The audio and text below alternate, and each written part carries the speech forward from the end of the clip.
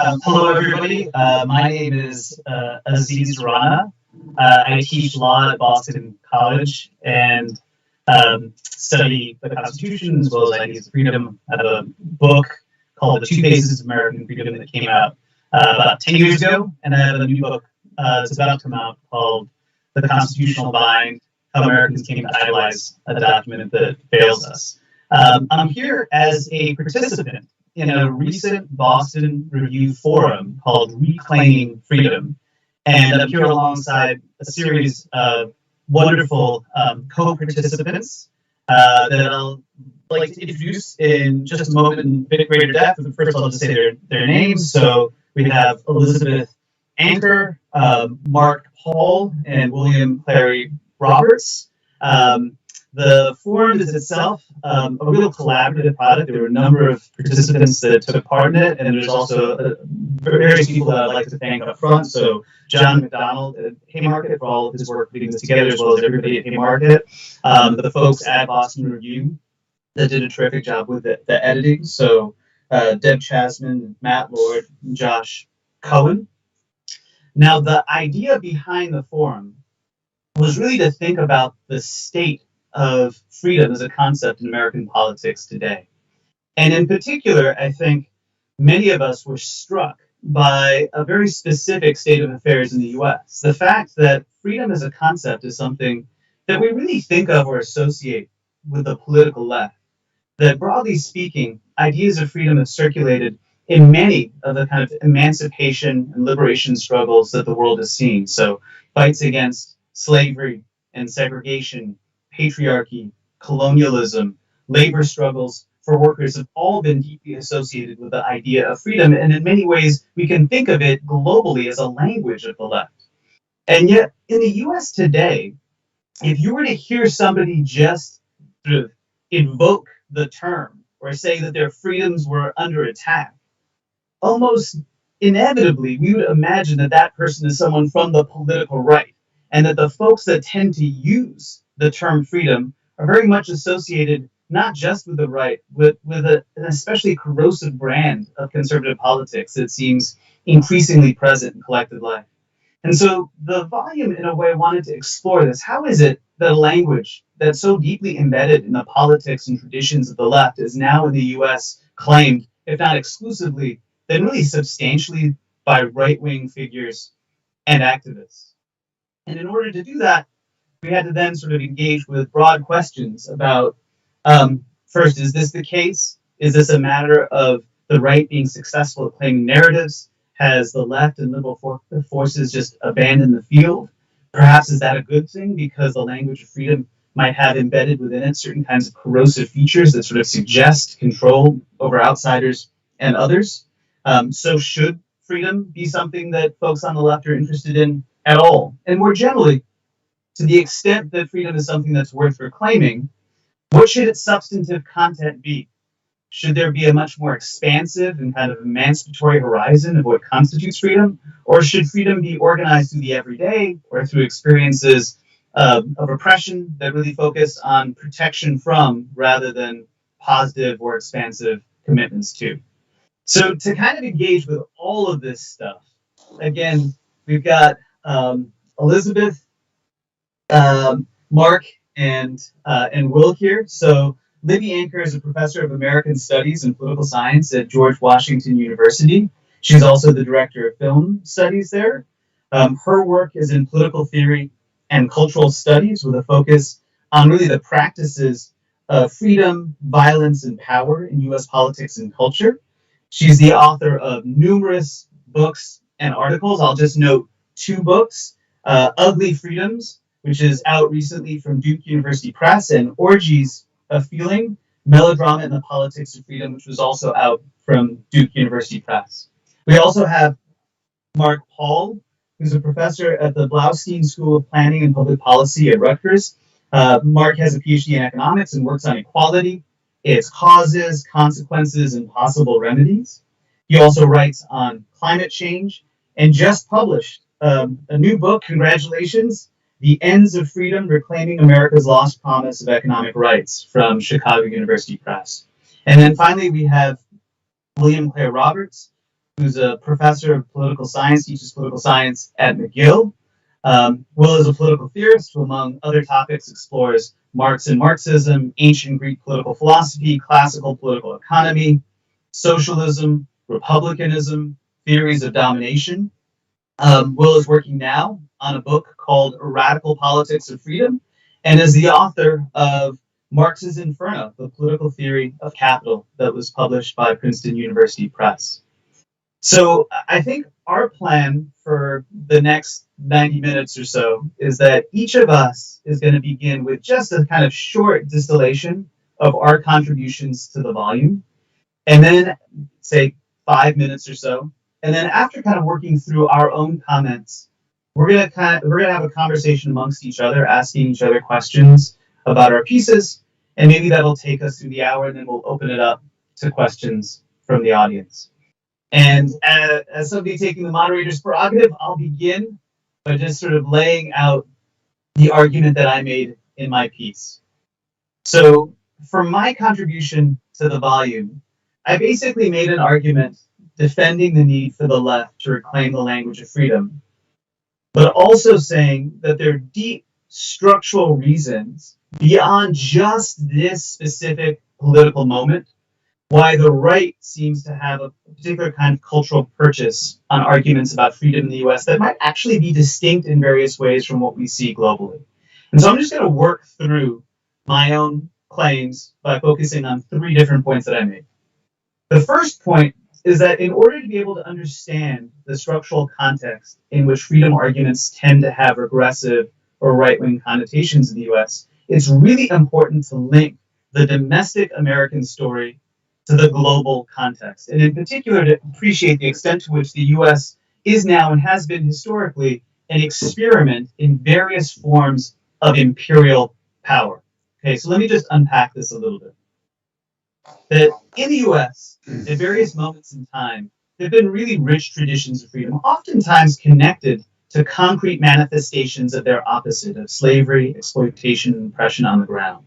And these traditions of freedom have routinely emphasized ideas of self-rule. In other words, to be free means more than just not facing coercive power or the whims of arbitrary authority, but to actually enjoy something like control over the conditions of one's own life and the ability collectively to participate in shared decision-making about the most central sites of institutional life: economic, political, spiritual.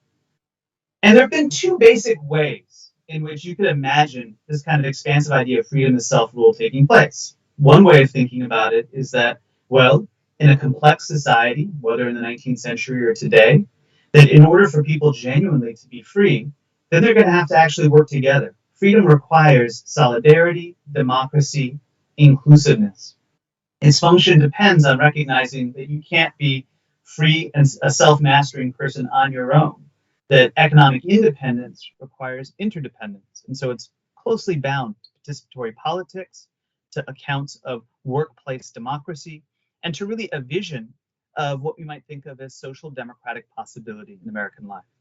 But then there's always been another way of pursuing freedom, which conceives of freedom as zero-sum, a fight over scarce resources, and entailing that my own freedom has to come necessarily at the expense of others, because not everyone can enjoy the benefits of collective life.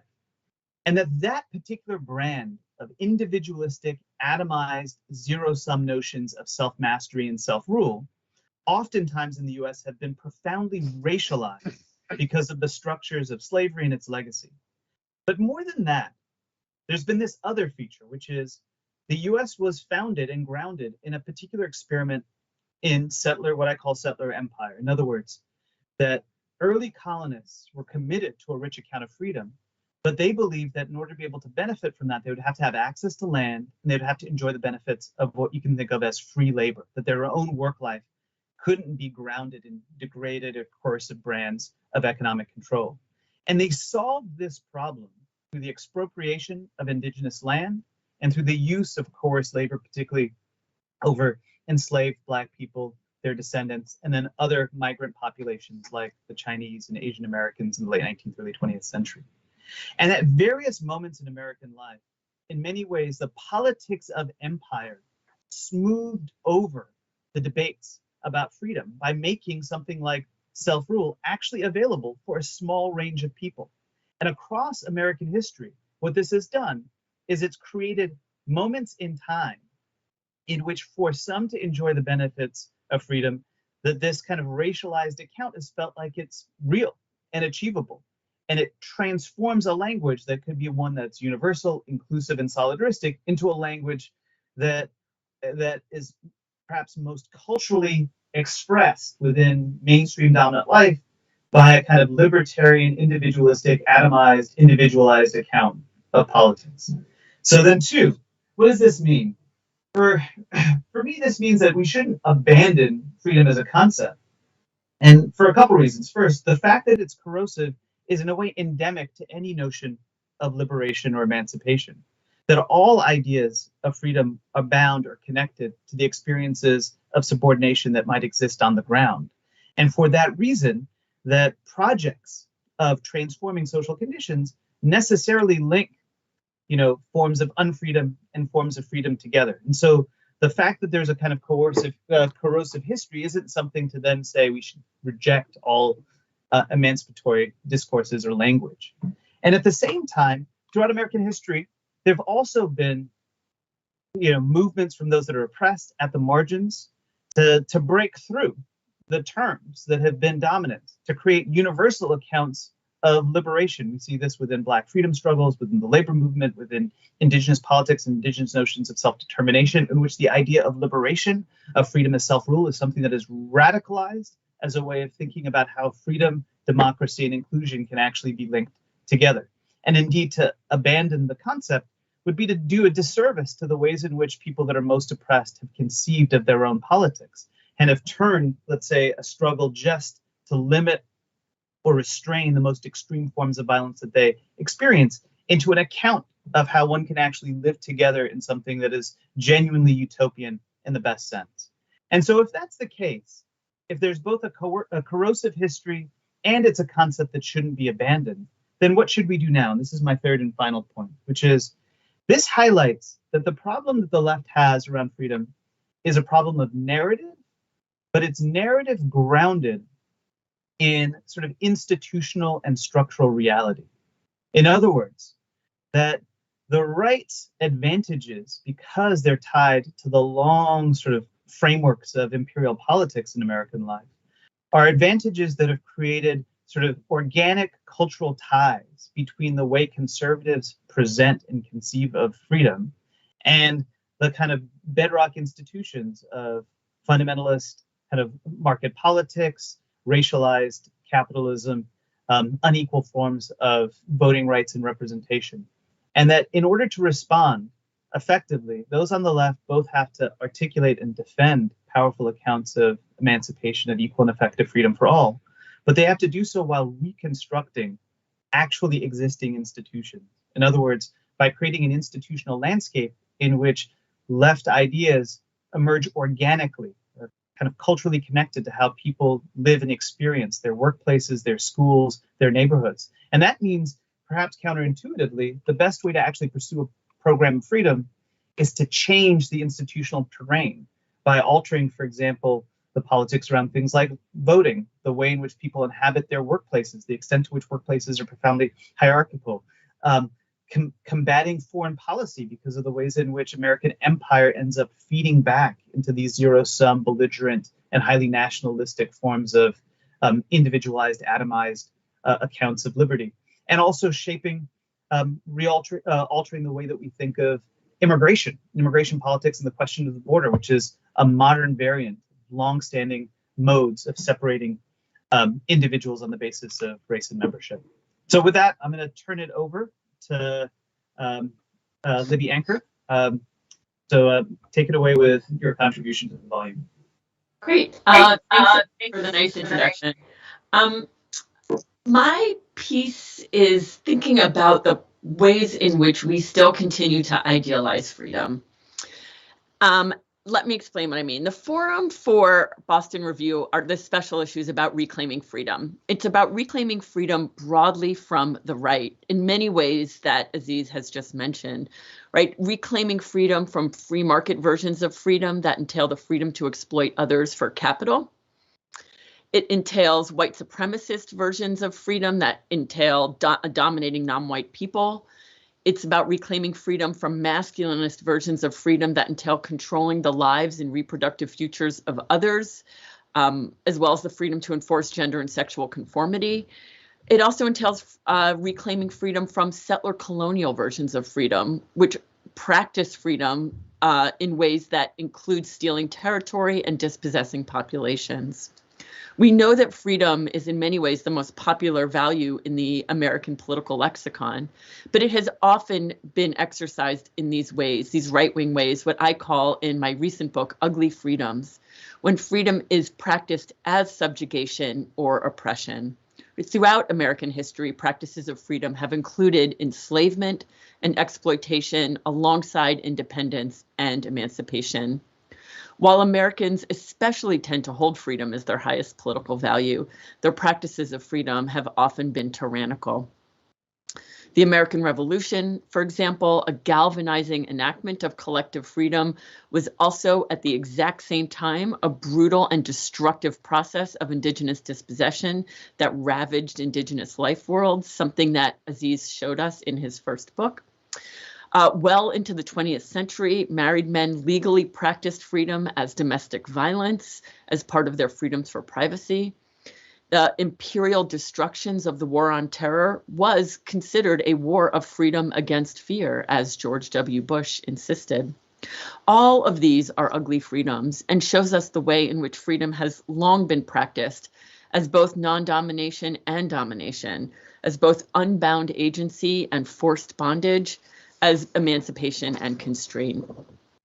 Aziz's opening argument for this forum importantly argues that we need to reclaim freedom back from these forms of ugliness to get back to its more both emancipating and non-dominating forms. Aziz asks us to reclaim left lineages of collective freedom for what he describes as a profound reimagining of how economic and political self-rule can spread in American life. And I think this is incredibly important. And I also think that we can look for freedoms in a somewhat different way.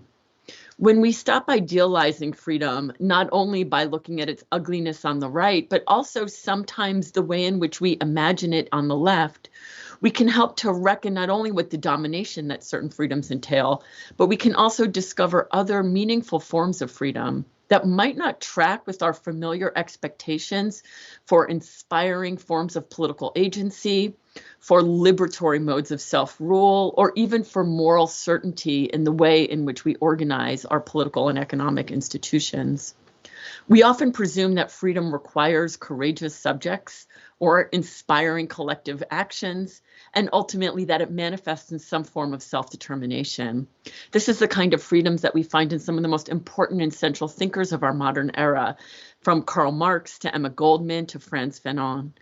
But I think this can also leave out some of the more mundane and non-cathartic, but still worthwhile freedoms that are present in everyday life. So de-idealizing freedoms on the left can help to open space to explore freedom practices that we might not imagine or hope for as grand or upright, but might be minor and compromised, yet can still do generative work to help to fight for a world without exploitation and domination. De-idealizing freedom in the way in which I'm envisioning it is not trying to relinquish freedom as a practice or as an aspiration, and not even to relinquish it in some of the more galvanizing forms in which we'll be discussing today. But it is about relinquishing the expectation that our practices of freedom have to always be grand or honorable in order to do freedom work. De-idealizing freedom can help us to develop freedoms that might be far removed from things like self-mastery or brave resistance or triumphant emancipation, but can still do important work.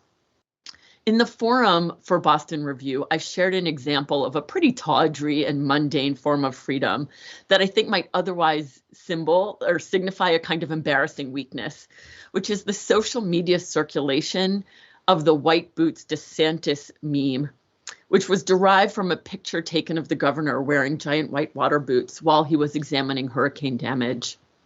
DeSantis staged this photo op in order to display himself as a heroic, masculinized protector and to align his vision with his freedom agenda, which is in many ways the ugliest of ugly freedoms, a freedom that is manifesting in anti-Black, anti-queer forms of political authoritarianism that wield state power like a weapon against weak and marginalized people. And yet the circulation of this meme on social media undercut DeSantis's self-burnishing performance of mastery. Right? On the one hand, it's obvious that nothing might signify freedom less than a juvenile meme that carries no political power and that reeks of slacktivism. Yet the meme undermined DeSantis's claims for authoritarianism with a shared political performance among aligned people that emphasized a kind of horizontal solidarity among a wide variety of disparate people who are together taking the low road to spoil DeSantis's performance. They crafted an ad hoc network that was built on their own kind of weakened agency and lowbrow behavior, oftentimes the very things that seem to signal a kind of unfreedom. But they used that to shift the national narrative of DeSantis's power and started the weakening that we're seeing circulating across the country today. The meme certainly worked alongside more iconic forms of freedom, like organized movement protests, social justice activism, and lawyers filing protests against some of DeSantis's unconstitutionality. But the meme gave people who may have felt they otherwise lacked power or a voice a way to work together, because it only works when it's together, a way to work together to challenge DeSantis's claims for freedom rule. This kind of easy circulation was readily available to college students shuttling between 3 jobs, overworked caregivers, dispirited Floridians, homebound people, frustrated teens, and scared queer and trans adolescents wondering what the future in Florida has for them. It was not galvanizing, and it did not overthrow DeSantis's freedom agenda. But de-idealizing freedom shows how this circulation was able to cultivate a low-key freedom under the radar of ideal visions, even when it is at the same time compromised, banal, and perhaps even discomforting to call this kind of small and minor act a performance of freedom. And yet I think to reckon with the complex legacy of freedom in the US is to see that there are many ways to enact freedom, some good, some bad, and some ugly.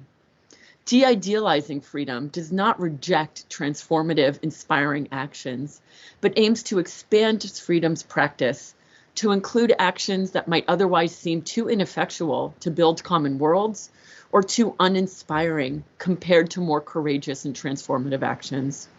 It can help us to identify and practice imperfect, muted, and unglamorous experiments that can still fight against exploitation and help us to craft new experiments in living free. Thanks.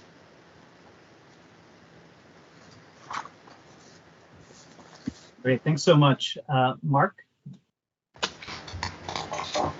Thanks for that, Livia. It was really, really insightful.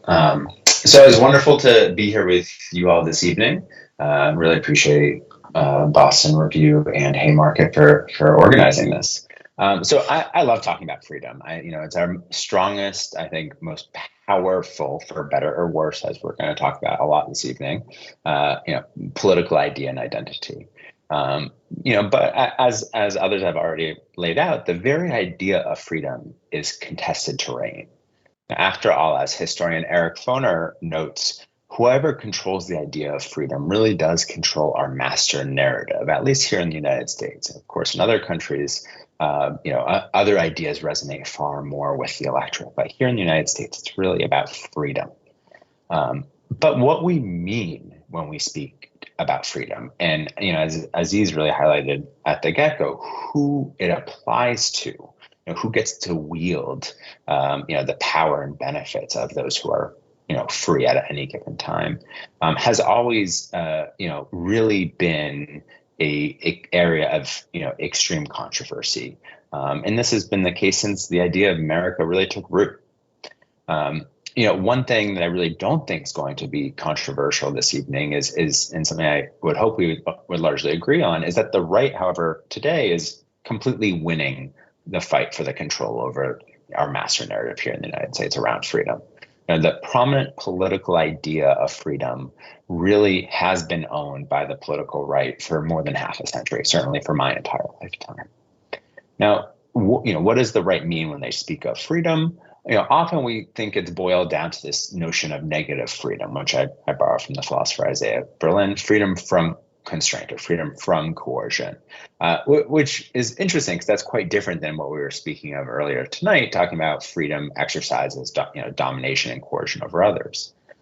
But the kind of simple story that's often told is freedom is manifested through limited government, minimum taxation, and most importantly, access to quote unquote free markets. And here I think we see how powerful the idea of freedom is in developing and maintaining a capitalist state, which is it's not just about markets, it's about free markets. Of course, we know that this notion of free markets is a fictitious one, right? That a free market simply cannot exist. But to be sure, capitalism, in particular, the flavor of capitalism we've largely experienced here in the United States, isn't about limited government. It isn't just about freedom from coercion. It's really about the domination and coercion of certain people within society, largely workers and those outside of the dominant group, which has historically been white men here in the United States, who then have that freedom, that right to subjugate others. Now, this, of course, isn't the freedom I think that we're all hoping to work towards, which then brings the question of, do we want to reclaim freedom, or do we, kind of move past and think of freedom as an idea that has been sufficiently poisoned, and one that is no longer able to be wielded by those seeking a more just and equitable and democratic society? But I think that despite the fact that the right really has owned the language war, I always think of this notion of building more enduring freedom. But we all know enduring freedom, of course, is code name for devastating war in Afghanistan. Nevertheless, I think that we shouldn't give up on these narratives. I think it's crucial that we think about freedom, a more robust version of freedom, as one where people are able to develop their capabilities, their passions, their relationships, and to be part of a healthy and thriving democratic society where people have a say not only in the political realm, but in the economic realm that governs their lives. I mean, it's fascinating to me how we just implicitly accept this firewall in our society where we talk about democracy and how it's allowed within politics. Of course, it's under fire increasingly, but we almost never talk about democracy when it comes to the workplace where we spend most of our waking hours. And so, thinking about a broader vision of freedom must entail thinking about how we deepen democracy, not only in the political realm, but in the economic realm as well. Now, I want to be careful here, and I don't think that reclaiming freedom is just about a political sparring match, a narrative sparring match. This isn't just about saying freedom more. This isn't just about stumping on the idea. I mean, President Biden launched his campaign re-election all on freedom, although it was very unclear what he meant when he wielded the term. But that said, I think stories matter a tremendous amount. And that's the contribution that I tried to make for the Boston Review, that we need a story of progressive, inclusive, democratic freedom so that people actually have a North Star to really understand what it is that we are working towards. And I think that, more than anything, is something that I've been craving for the left to develop in my own lifetime. It's something that I think is starting to coalesce. But really, that's a more recent development, and something I think that has largely been missing. Looking to kind of the massive political changes and kind of the development of an actual, more progressive political force here in the United States over the the past 8 or so years, I think we see individuals really grappling with what it is that they're working towards. And there's lots of ideas, but the problem is a laundry list doesn't convince people. We need a coherent, I think well-articulated idea of what we mean by freedom. And here too, I think it's really important that we ground that in history. I think often we feel like we're constantly reinventing the wheel, but when it comes to freedom, we don't need to. Indeed, I think it's crucial that we kind of uncover and talk more about the long fight for freedom here in the United States. It's something that most school children today barely learn about when we think about whether it be the more radical founders or the radical Republicans, or Roosevelt's Four Freedoms and his Economic Bill of Rights, to the fight in the civil rights movement that expanded far beyond civil and political rights, but really encompassed a much more radical reorganization of society around democratic control, to a degree, of the economic means of production and economic rights as a cornerstone to people being actually free. So the people who have at least been really influential in my thinking here are folks like A. Philip Randolph and Bayard Rustin, who led in the development of this idea called a freedom budget, something that has really fallen by the wayside, unfortunately, and came into being during the height of the Vietnam War, which I think set it on challenging terrain from the get-go. But thinking about these ideas again and realizing that we aren't struggling for freedom on completely new terrain here, but that we are building on the work of people who have been fighting for this more holistic, inclusive, and democratic vision of freedom for centuries, and importantly here in the United States as a way to counter the rights claim on their kind of monopoly, so to say, on freedom and their ability to link it throughout American history. And I do want to highlight that I've really took the American approach to thinking about freedom, which of course has its own shortcomings. And I think Aziz really highlighted that nicely, and how important it is that we contend more with the role of American empire. And even if we were to provide for everybody living in the United States and in a far different manner than we do today, if that's based on the continuation of American empire, that is not actually working towards the kind of truth that we should be seeking. So this is about going on the offense. It's about developing that North Star, a set of ideas, and as a policy economist, frankly, a set of policies to actually be able to talk to people about what freedom looks like. It's not just about a slogan, but it is about thinking about how, full employment or living wages or proper parental leave, or fewer working hours, providing people with more free time, expands that we need to contend with far more. I think it's something that we really struggle with here today, and something that I hope we can talk more about moving forward. Thank you. Thanks so much, Will.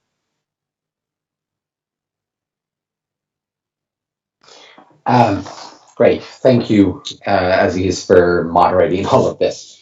So I was immensely pleased to be asked to be part of this issue. I've long been of the opinion that the left should build its house on the rock of freedom.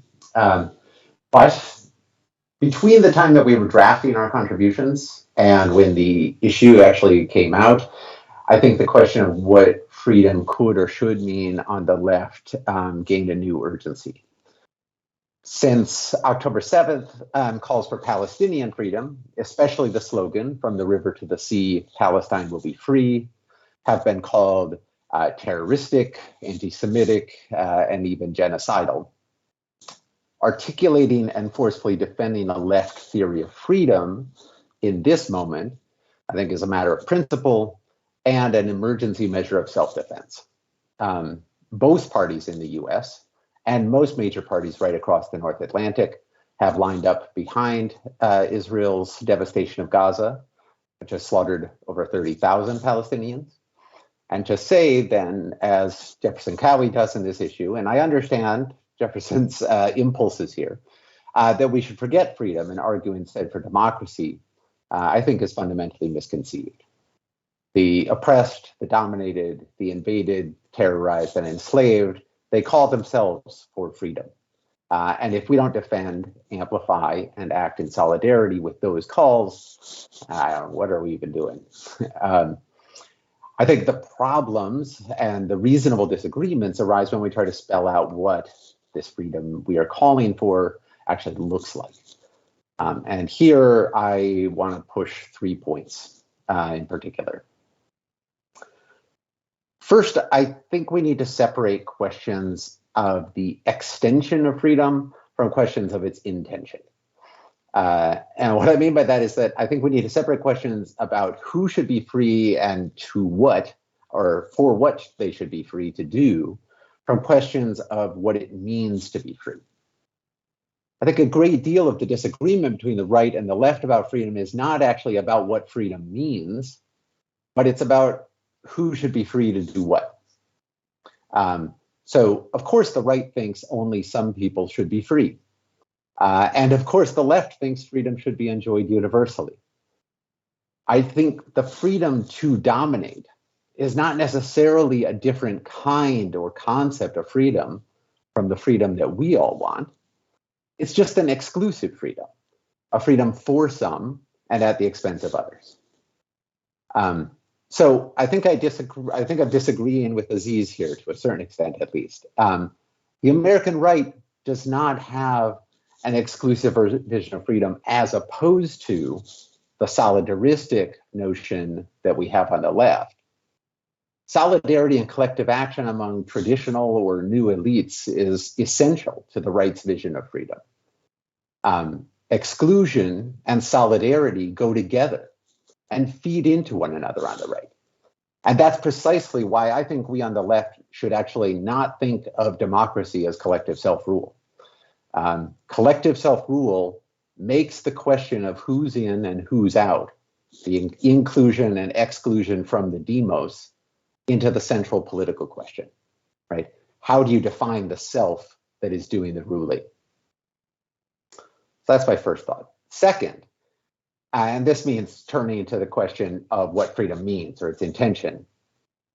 I think freedom is or should be a power concept, right? Not oftentimes you hear of it. There's a famous articulation by Charles Taylor that differentiates between opportunity concepts of freedom and exercise concepts of freedom.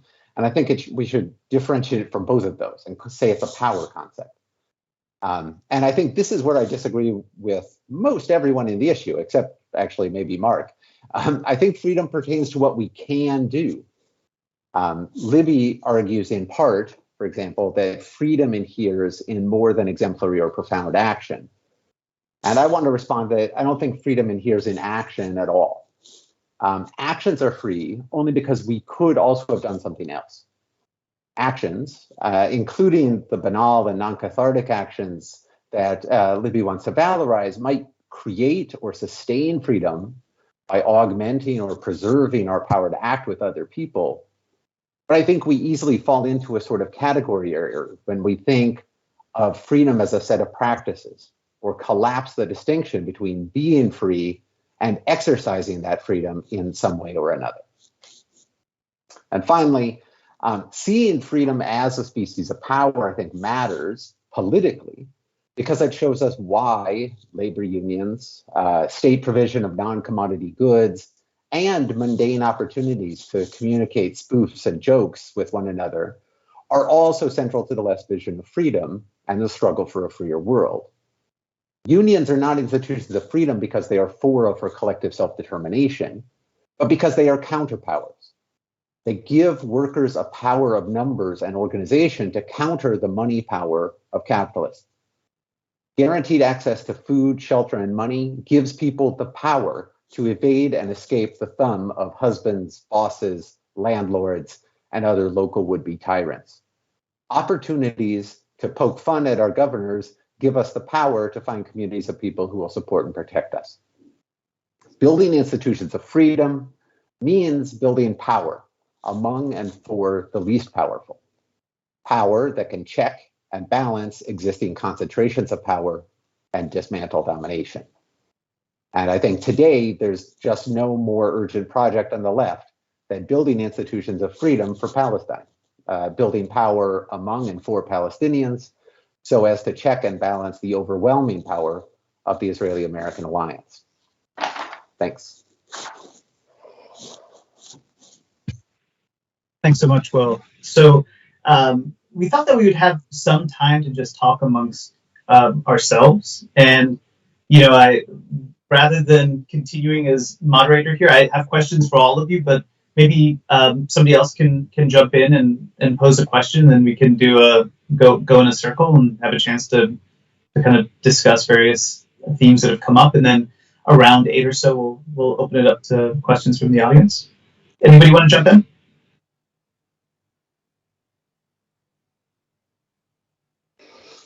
Sorry, I'm happy to start. Go ahead.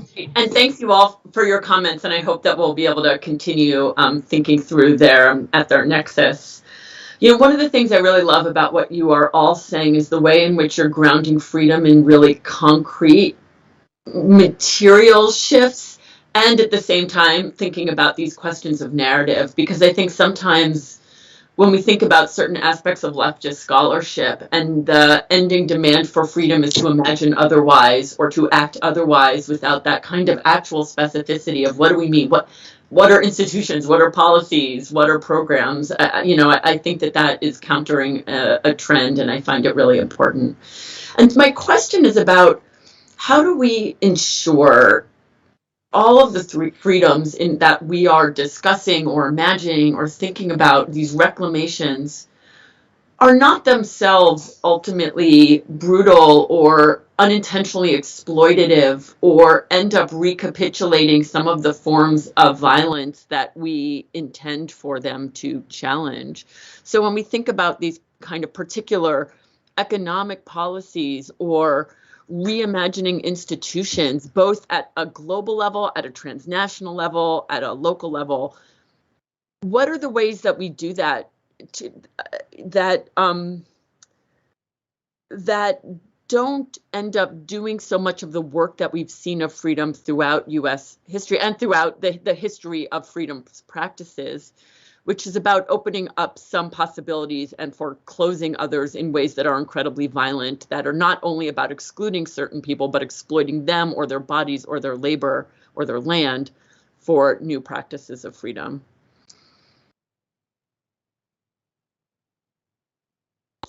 I'd be happy to jump in and throw in my 2 cents. I mean, I guess my opinion is that, like, and I think this is the easy answer. Maybe it's a bit of a cheat, but I don't think the concept of freedom is going to get us that. The ideal of freedom itself isn't going to get us that, because I think, and this is what Aziz's work pays attention to. This is what your work pays attention to. Like, freedom as an ideal doesn't itself differentiate between a freedom that we can all share and a freedom that is my freedom or my group's freedom, and that allows me, that I secure by oppressing you, and that you aren't allowed to have.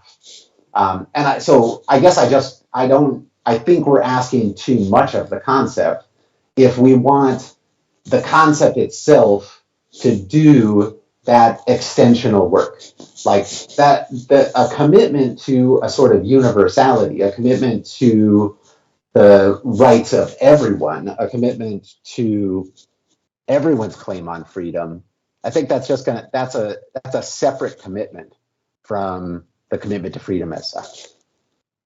The thing that I would just add, I don't know if this is consistent or maybe intention, is that, so my own view about it is that, I understand freedom as necessarily emerging from concrete historical practices, like actual material conditions, and in particular as tied very deeply to experiences of domination. So, slavery is a foundational example, but colonialism as another foundational example, and that communities that find themselves experiencing oppression then, conceive of their own emancipation as the elimination of these overwhelming forms of domination and control.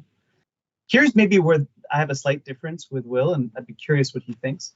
I think inevitably, as a political practice, when communities are contesting extreme forms of oppression and domination, they conceive not just of a freedom from, but of a positive vision of what society would in fact look like without those conditions, like what in fact emancipation looks like, even if it's only sketched, but that the positive and the negative are necessarily bound together.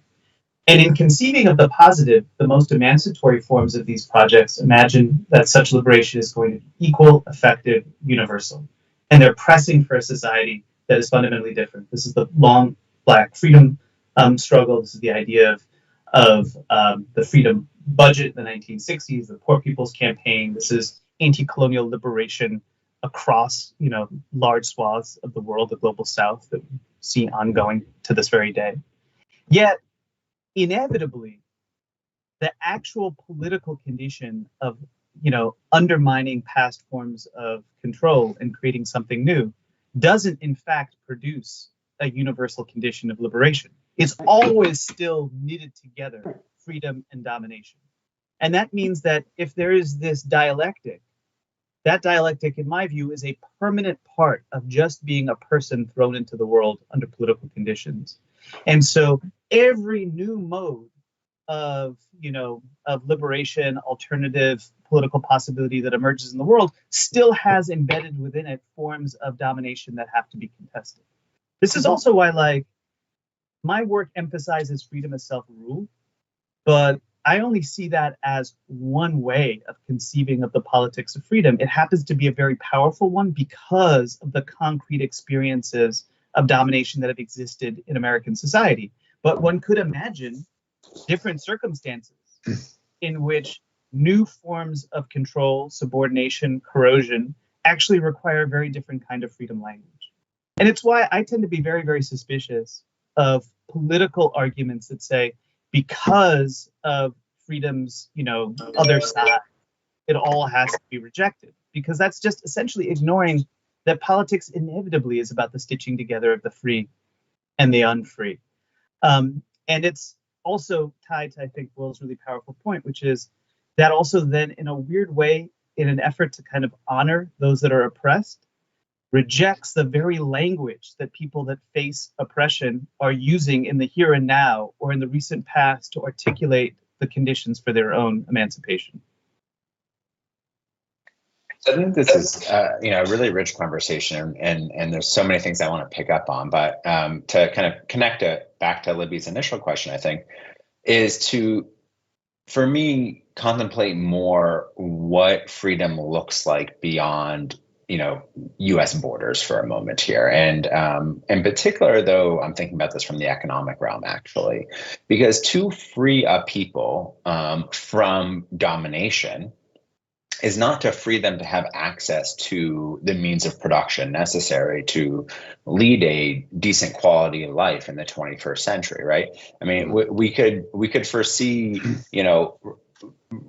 breaking the U.S.-Israeli alliance and actually allowing, and assisting in the freedom of the Palestinian people, but that's not necessarily to say that they will have economic access to sufficiently bring them into the 21st century. So I think it's a really fascinating question to contemplate.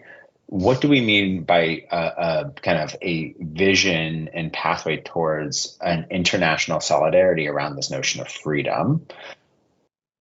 And how would we actually act on a global scale? And maybe I'm getting too into the policy weeds here, but for me, it's actually a really fascinating question, in particular, say, around the green energy transition. Really what we're seeing is kind of continued extractivism from countries like the United States and much of Europe. Why did we pass something like the Inflation Reduction Act? It's to ensure that we get ahead of other countries and then can continue to extract and dominate. It's not to actually transition an economy and actually, help us have a more sustainable future. And so I think that, is our freedom, is our economic freedom in particular rooted in the continued domination of, in particular, the third world, or are there ways that we can actually build that solidarity and, that broader and, international freedom that could be more emancipatory beyond the nation state? So I do actually have a thought on this, but I'd love for Libby to jump back in and maybe give a stab at answering your own really wonderful question, or any the question that you raised, or any of the reflections that the three of us sort of threw back at you. Isn't the questioner's prerogative that we don't have to answer our questions? The reason that I ask is, not because I have a pat answer in any way, but because I see this as one of the most pressing questions in everything that we are always talking about, right? So how can we envision ways of global solidarity around free Palestine that don't end up re-instantiating new forms of exploitation or brutality? What does that look like? How can we imagine, feel free to answer, great, if Will has it, how do we think about, the ways of imagining kind of true economic equality that end up actually providing everybody, what they need to live in this world? What does that look like, and how do we do it? And all of these questions, I think, I think more than the answers to them is that I get worried when we answer them with a deep sense of our own moral purity and certitude about what we know what freedom is and what it will look like for others, or even for ourselves, and how we envision it. Because I worry sometimes that this sense that our own visions are so morally pure that we don't end up seeing the remainders or the losses or the excesses that end up contributing to them. So, when I was thinking in Ugly Freedoms, part of my claim was that there is no freedom that is itself ever ideal or pure. And that so often, maybe if we think about it through Aziz's terms, if every form of freedom still carries either seeds or remainders of previous or extant forms of domination, how are we constantly making sure that, while I do see freedom as a practice and as an exercise, not as a noun, but as a verb, how do we make sure that every action and practice is something where we are trying to be attentive to what some of those actions and effects might be, and making sure that they are always about making sure that liberation is actually ongoing for more and more people, that equality is ongoing for more and more people, rather than not attending to that, or being so sure about our own moral clarity that we don't attend to those forms of domination that might be present in any act. But Will is going to answer it, so great.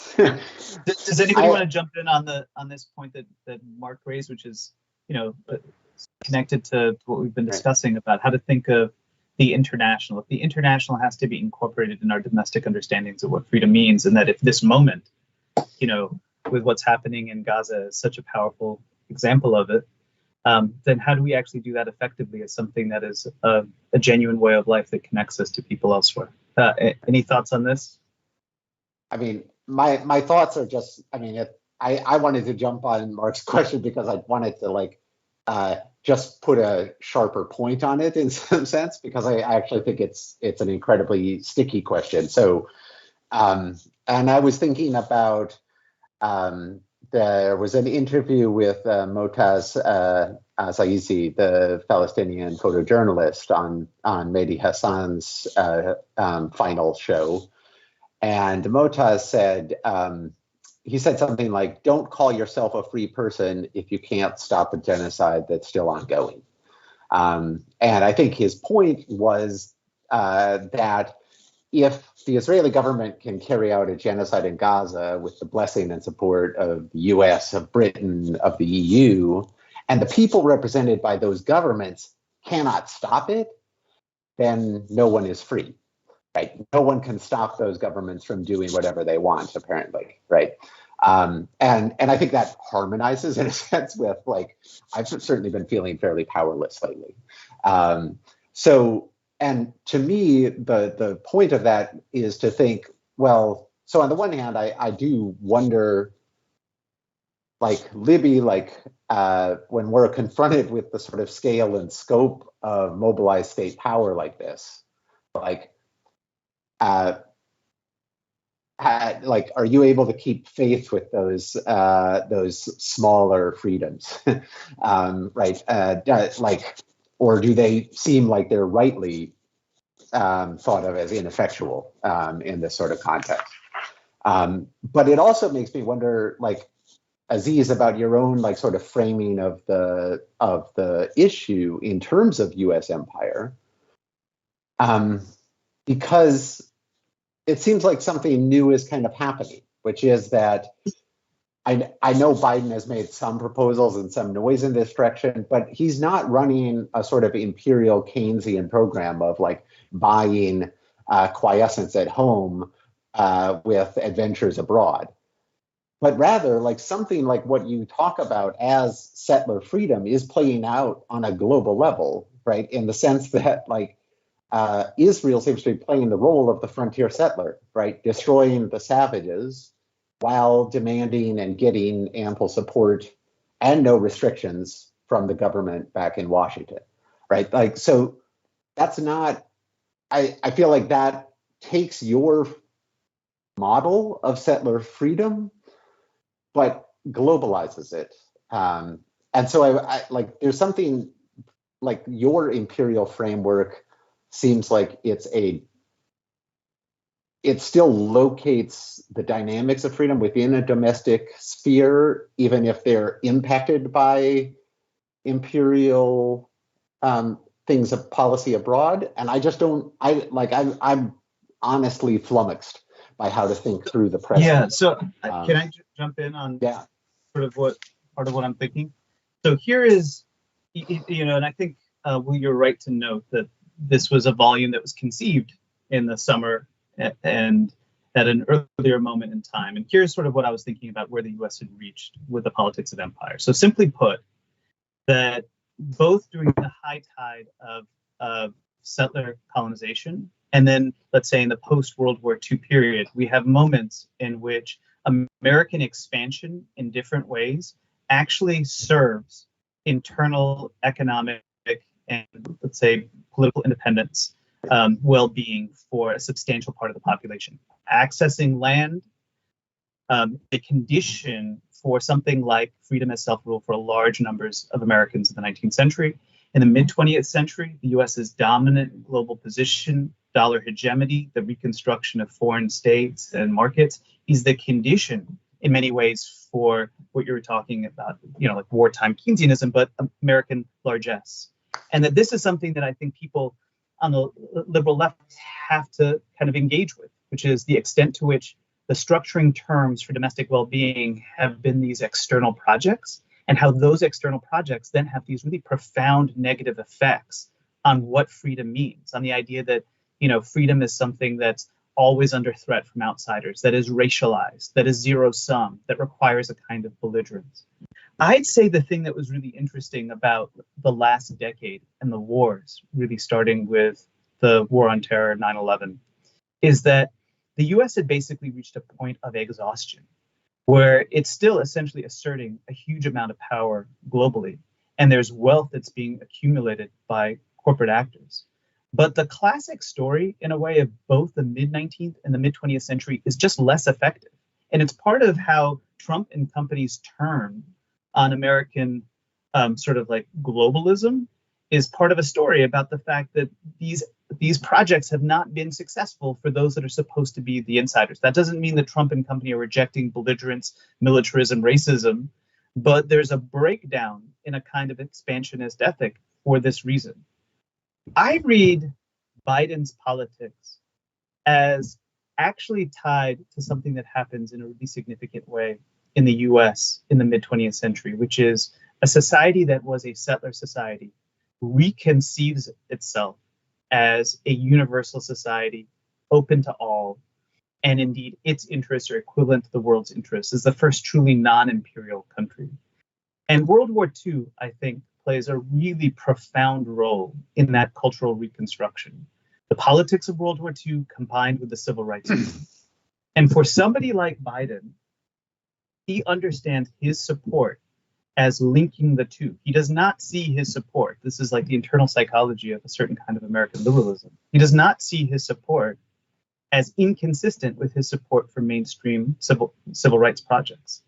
And what we're seeing instead, I think, before our eyes is a fundamental, let's say, fracture inconsistency between the self-mythology of America in the 20th century, World War II, the Cold War, and the practical effects of what American power is doing in ways that I think speak to a broader kind of fracture or breakdown in all of the legitimating narratives of American power, both for people within the country, that the US is actually getting something positive from it, and for folks globally.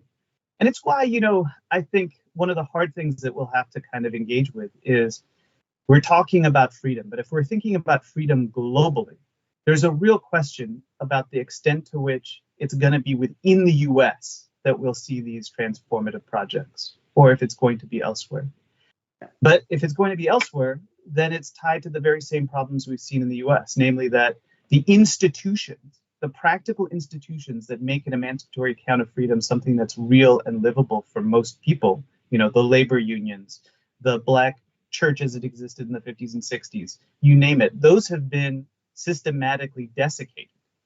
And so they have to be revived for a strong freedom narrative at home. But that's the same story you'd say abroad, both about unions, but more generally about the broader kind of third world internationalist tradition. It's been desiccated in ways that mean that those institutions can't claim the kind of moral authority that they should be able to. This is part of what Libby is indicating. Anyway, sorry, I went off, but those are just my reflections on that.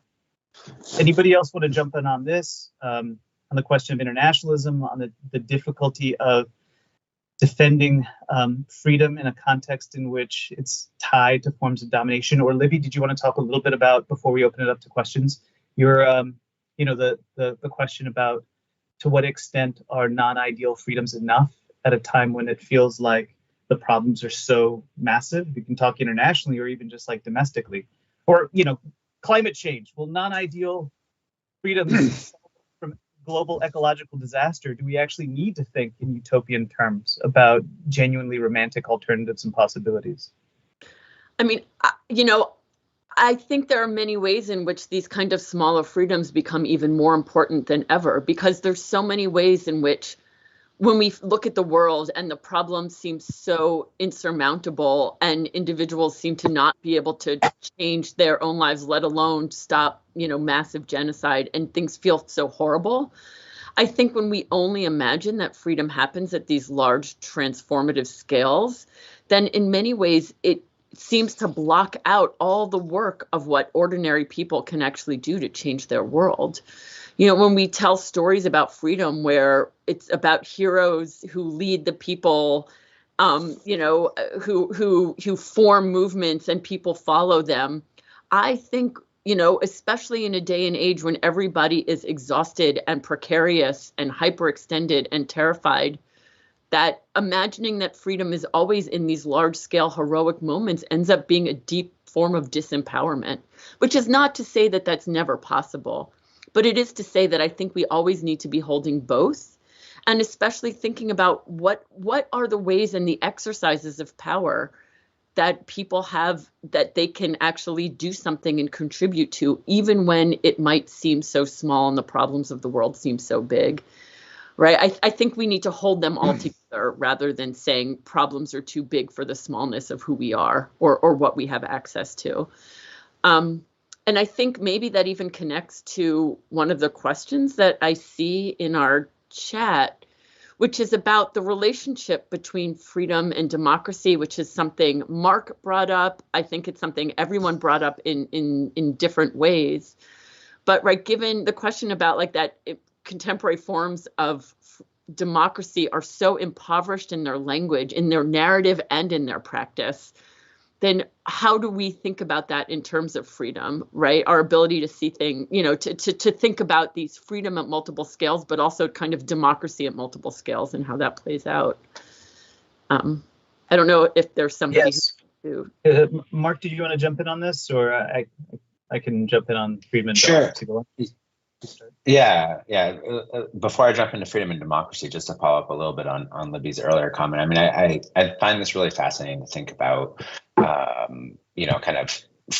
kind of more organic, small scale freedom, not in a belittling sense, but in a individual actions being empowering and expansive of one's freedom, as a and very different from large scale actors. But tying that to the climate crisis for me in really interesting ways creates huge opportunities. So, Aziz raised this question of, do we have time to be utopian? And I think right now is the best time to dream and dream big, precisely because we need to rewrite our political and economic institutions in foundational ways far more quickly, I think, than we have historically because of the climate crisis. If there is a silver lining to the climate crisis, it is that it is going to force a tremendous amount of change. Now, that's not going to say that it's going to force change for good, right? I mean, I think we know that if we are not intentional about it, if we do not think big and act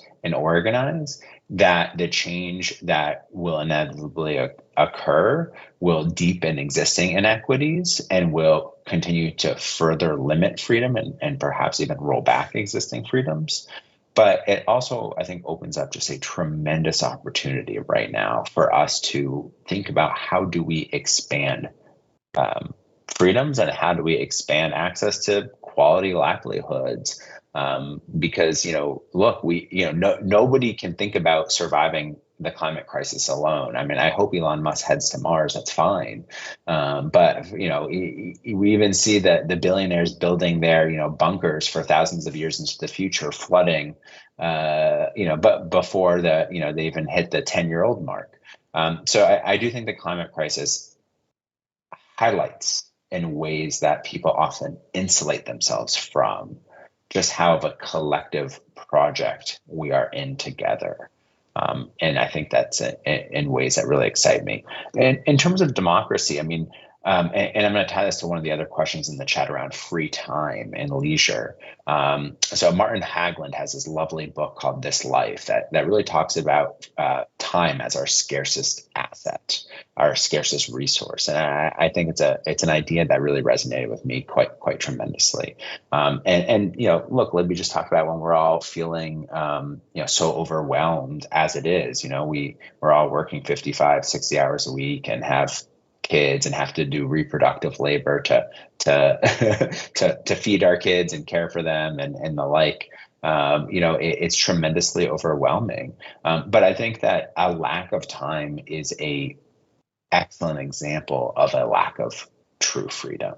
If we don't have time to, engage in life beyond both necessary work time and then the time to reproduce ourselves in the next generation as workers, then what are we doing? We're hamsters on a hamster wheel. What is the point of this? And so I think time is precisely one of the key venues in which we should be contesting the current terrain. And I think people often think about this as rollback and the work day, but I think one of the really undervalued and potentially more politically tractionable areas to attack this is thinking about how do we expand things like PTO and paid vacation time and family leave and just other crucial areas that provide workers more time to be humans and more time to fulfill their identity beyond worker, because nobody can be free if their only identity is worker in terms of being, under a dominating boss, which is where most of us spend the vast majority of our working days. I just, note something that in the forum, we have a wonderful piece by Julie Rose on just this point about time. So I'd strongly recommend that the folks in the chat and the person that raised this to take a look at that essay that makes exactly this point and the centrality of time actually to free experience and links it in a way that I think is really interesting to the arguments that Will was making. So, Will was emphasizing something that I think is really significant, that that freedom is built around notions of power and counterpower, the capacity to be able to collectively organize authority in ways to contest hegemonic forms of domination and control. And that in a deep sense, I think the problem of a lack of institutions in the US is a lack of the foundations for counterpower. But that free time, claiming back your time as a way of engaging in counterpower, it changes the bargaining terms of the relationship between worker and employer. This is one of the ways in which leisure is essential, is like, I think, essential to thinking both about freedom and meaningful control. I just add one thing on democracy before turning it to other folks, that, you know, I think something that came up as a theme in a lot of the comments in the forum that's tied to this is the importance of, and Mark said this explicitly, the importance of thinking of democracy not as a matter of, you know, just electoral process, though elections obviously are very important, but as something that is deeply embedded in how people experience all of the institutions that affect them. It's just deeply embedded in their cultural worlds, in the kind of place that they work, the type of family that they're part of. There's a wonderful piece as well about the importance of changing the terms of the family as a way of like actually creating, you know, more emancipatory spaces there. And this really reminds me of an historian and thinker that's been very important to my own writing, which is, this is Lawrence Goodwin, who's a historian of populism. And Goodwin, when he writes about populism, and I think of this as something that's essential to movements generally, talks about how essentially like left movements are about the fact that people inhabit received cultures. They inhabit worlds that are deeply hierarchical, in which they have limited control over the terms of their own life, and they face various kinds of oppression and domination. And what all of these movements are interested in doing is changing those received cultures into something that are movement cultures. In other words, making all of the spaces that they inhabit democratic in the sense that they can actually have their voice heard, assert control, participate in decisions about.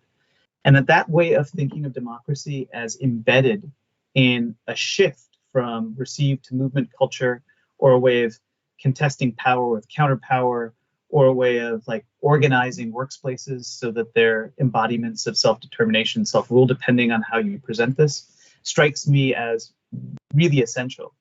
And that, of course, still recognizes that democracy itself can have all of the exclusions and corrosive implications that we've discussed with freedom. It's not an end run. Like democracy, there's ethno-democracy, there's democracies that are the defense of limiting the capacity of people to move, that are forms of controlling migration, but that there are ways still of linking together freedom and democracy so that people's experiences on a daily life are embodiments of their actual desires and will. Sorry. Will, did you want to jump in on any of this? Well, I mean, I guess there's a question in the chat that I thought would be worth addressing. It's been, I mean, we've sort of bounced off it in various ways, but it's this one that asks basically is there a contradiction between the idea that a left view of freedom is necessarily a universal one and the idea that a robust concept of freedom has to be grounded in questions of power. And I mean, I think something like this has undergirded some of your comments, Aziz. It's undergirded all of our comments in some way or another, I think. And someone else in the chat asks about like what's the difference between freedom and liberation, or is there a difference between freedom and liberation? I think these are important questions. I also think one of the things that comes out of the issue as a whole, or the whole forum around reclaiming freedom, is I think for most of us, like freedom it's an inherently sort of unruly political ideal, right? It's not, and I think connecting it to power underscores that in a particular way. That yeah, the attempts to get free always themselves mean building power, and building power is always going to have its blind spots. You know, you're going to build institutions to contest existing power, and And those institutions are themselves going to subordinate some people's desires to other people's desires. So a classic example of this is you can't have unions, you can't have a union movement without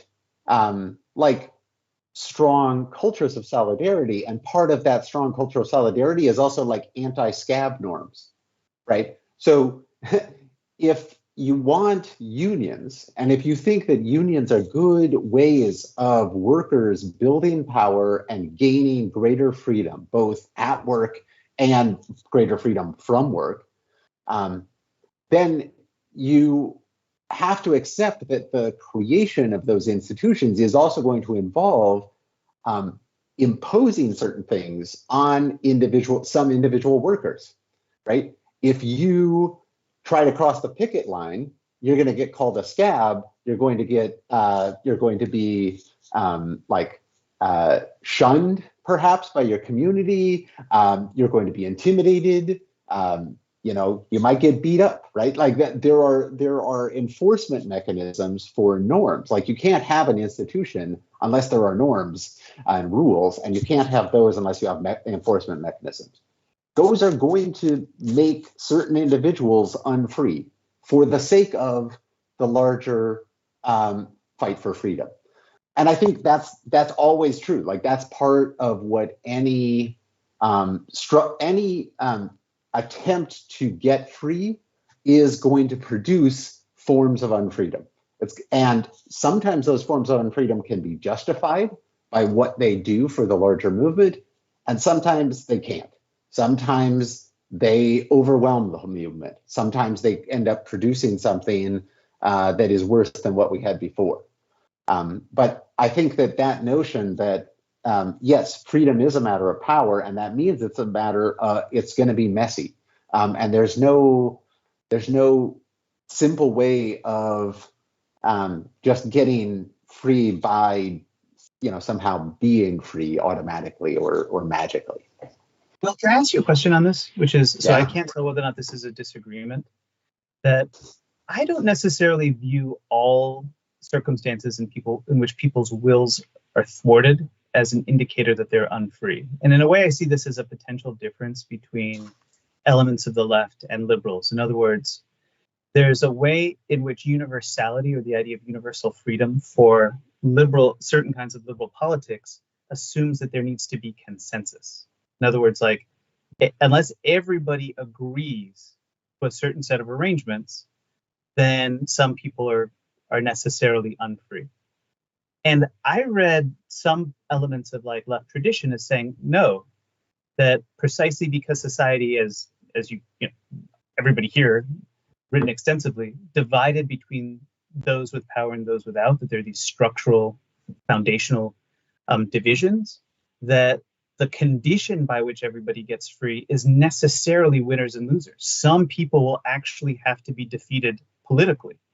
And that defeat means that their will be thwarted, but that they're therefore unfree. Because, take King, the thought is that the interest, the condition by which Black people are liberated in the US is the condition by which everyone is liberated, even if some range of people end up losing politically or necessarily have to lose politically. And that there's a kind of liberal desire to imagine that this can take place through consensual agreement, and that's foundationally tied to a liberal view that unless your will is being articulated in every single circumstance, and somehow you're unfree. Yeah, and I think there is a disagreement here, but it's not quite that one. I want to try to have a third option between those two, because I think you're unfree if you're subject to a power that can thwart not just your wishes, but can impact your interests in a way that you can't control. And for me, that's what it means to be dominated, and I think that's what it means to be unfree fundamentally, is to be subject to that power. So that means I don't want this notion of in order to, like, freedom is just this space of consensus. But I also don't. I think the notion that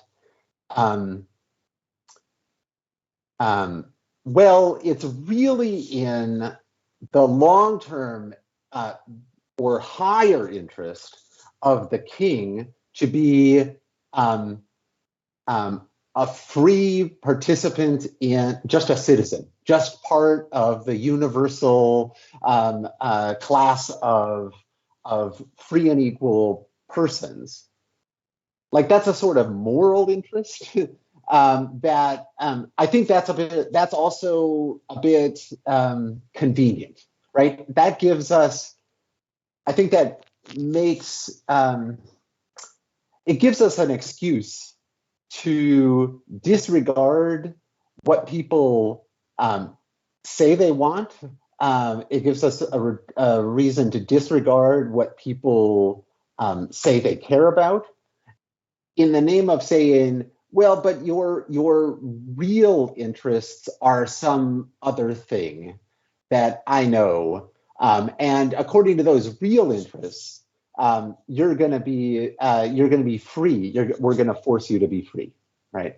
And I guess I want to refuse both of those and just say, like, yeah, like someone who thinks that, yeah, like, just like any other worker, they're working in order to feed their family. They're working in order to get enough money to live. And now, like, a bunch of other people who didn't talk to them are saying to them, well, no, you have to not work. You have to not work and be on our side. And only if we all bind together, then we'll be able to get better concessions from the boss, and we'll be able to be freer. And if that one person says, no, I want to work, I want to get my paycheck, and that's what I want, I don't think we can say, well, we're going to force you to be free by joining us. I think we have to just bite the bullet and say, no, we're going to exercise some power over you that you can't control. And that's going to be a local freedom that we're going to hopefully justify by actually winning some greater freedom in the end. Does anybody want to jump on this or on another topic? Just real quickly, I'll just add that, I think Aziz laid it out nicely in terms of the traditional distinction between left and liberal, and that's my understanding as well. And I don't want to put words in your mouth, Will, but maybe you see a bigger distinction between solidarity and freedom than I do, and maybe you see that. And at least what I'm understanding you saying is, for me, solidarity and freedom go hand in hand in more inseparable ways than what I understand you saying. And it sounds like perhaps there's more of a tension in your understanding of freedom between solidarity and freedom. And I think that's if that's the case, I do think that's an interesting distinction to tease out. And that also plays in nicely to the earlier point that, freedom can never be universally, unconditionally won. Right, that there is always going to be a degree of unfreedom and struggle and tension, and that is perhaps inherent in the human condition. And I think that that's probably quite right outside of the utopian writers. I mean, I would just add to that I think some of this goes back to the question about the relationship between democracy and freedom, right? Because if we understand democracy to be having a say in the conditions that govern your life alongside all others who also have a say, or having the power to shape the conditions of our lives, there's a way in which that connects very deeply to the understandings of freedom as something like self-rule or self-determination. And then the question is, where does that reside? Is that something that we determine collectively? Is that something, having a say? What does that look like? What are the conditions? Is that something that people individually figure out on their own? And I think some of these questions about, like, the labor union or who has a say ends up being, where do we actually find where that power resides and where it is exercised? How can we trust have a kind of solidarity of trust of a collective where even if you are not necessarily agreeing, like that's kind of what, that's the shape that the kind of creative conditions that we want to live in can take hold, even if that might not be something that somebody individually is like invested in at any particular time. But I also think that leads us to the question of what are these visions and can they ever be universal? Or, and I think that they are not and that they don't have to be, right? Many people have said here that freedom comes out of the specific conditions of domination or conditions of unfreedom, which is what I take to be one of the most important kind of interventions of 20th century critical thought, right? That freedom is not this kind of state of willing or state of existing, but it's always particular and concrete and coming out of, kind of lived conditions of unfreedom that people are fighting for something more. But that doesn't mean then either that what people are fighting for is either the same or that everybody is necessarily, right, that what that is going to be is going to look the same at all times. Climate change might be a perfect example of that. And I think, the Kim Stanley Robinson book, Ministry for the Future, helps us to see all of the ways in which people can fight collectively for climate in ways that are exercise different forms of power and freedom that might not align with one another. They're somewhat anarchic in the sense that they originate from different communities and different values, but in the end, they end up collectively, what he calls, right, revolution in a minor key or slow revolution of actually, dramatically shifting climate in ways that is not necessarily organized or universal, except for the fact that people all want to live on this earth. So we're coming close to the end of time. I was going to say one thing on this, which is I do think that Mark is really right to point out a potential tension. I mean these are friendly tensions around this question of solidarity, because it does sound like part of the stakes here is sort of to the extent to which we should defend an idea of freedom that is ultimately inherently almost interdependent, or is freedom something that is like grounded in a way in the individual, and that when individuals have specific desires, needs, wants that society ends up constraining, that is unfree.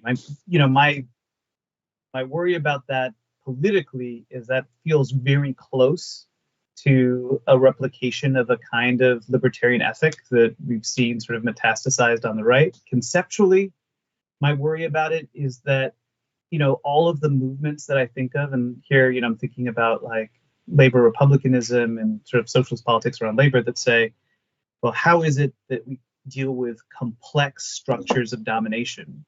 That the only way under conditions of modern complexity to deal with them is through accounts of emancipation that are collective and that understand the collective as having a kind of weight independent of the individual. So I feel like there's a potential tension here. I don't know.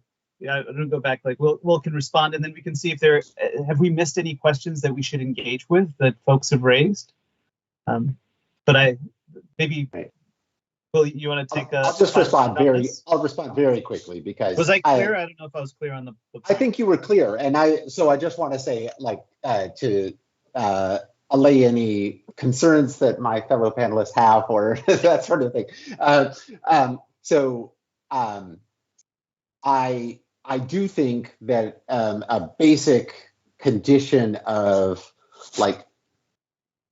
one of the problems that faces us in trying to figure out how we could have a global left right now is precisely that we're all very aware of how interdependent we are, and therefore of how much our actual basic interests are tied to one another's. And that therefore we need to figure out institutions that do not secure, just institutions that secure local freedom are not going to secure freedom for everyone in this globe. It's not true. So I completely agree with you that we have to think freedom and interdependency together. I do think that solidarity is crucial for that. I just think it's separate from that. Like solidarity is a necessary condition for anything like universal freedom, absolutely. But that doesn't mean that solidarity is itself baked into freedom or part of freedom. That's all. There can be tensions between solidarity and freedom as well. Libby, I noted that there's a question in the chat. I don't know if you wanted to engage with it. Basically, it's about that can freedom be de-idealized in ways that sort of can we actually de-idealize freedom if the very long history of freedom and its integral place in society today is inextricably tied to the history that has positioned it as ideal in the first place? I don't know. It's a long question, and but I don't know if there's any reflections that sort of tie to what we've got in the chat here that you wanted to jump in on. I'm sorry to put you on the spot. But no, I don't. Unfortunately, I don't have time to read the whole question. Although if whoever posed it would like to email me it, I'm super happy to answer it that way. But I guess the question, is about. I mean, maybe this is something that we can all kind of think about as our last moment, because I noticed we also have a question on movement. But maybe it's about what is the are we ever really even de-idealizing something if so much of our language and inheritance from it is coming from traditions that are otherwise doing different work, or otherwise, maybe the question is in part how do we think out of, if we're trying to think about what the world can be differently, how do we think out of forms of freedom that have always been posed that are so violent? Though I think we are also at the same time looking at various traditions that are asking us to think about things in other ways, like something like labor republicanism or other ways of imagining what freedom can be. What does it mean to work alongside other people who practice it? How do we partake in its exercise? And even though I think Will was suggesting, for him, freedom is about a condition of being free, but I would also suggest it is always about, for me at least, how are we exercising what's possible? And that, freedom is about the practice and the exercise rather than the condition. And maybe that's particular to the US context, because I think Americans so often rest in their laurels about this as a place of being free. And that once you are free, you've done the work, and whatever you do in its wake doesn't matter because you are, ipso facto free. And so I think, it's that is where I see the work of exercising freedom or practices of movement to work out of. Should we go around and just final thoughts on this? I'm happy to jump in. I mean, so this question of how to think about the kind of fraught double history of freedom in the US and globally, but let's say specifically in the US, that I think Mark is absolutely right. It's the master narrative. I think a significant part of why it's the master narrative has to do with US foundations in settler expansion, that the logic of settlerism created a kind of internal politics that emphasized notions of liberty and freedom in ways that were real for people, but had all of these destructive consequences.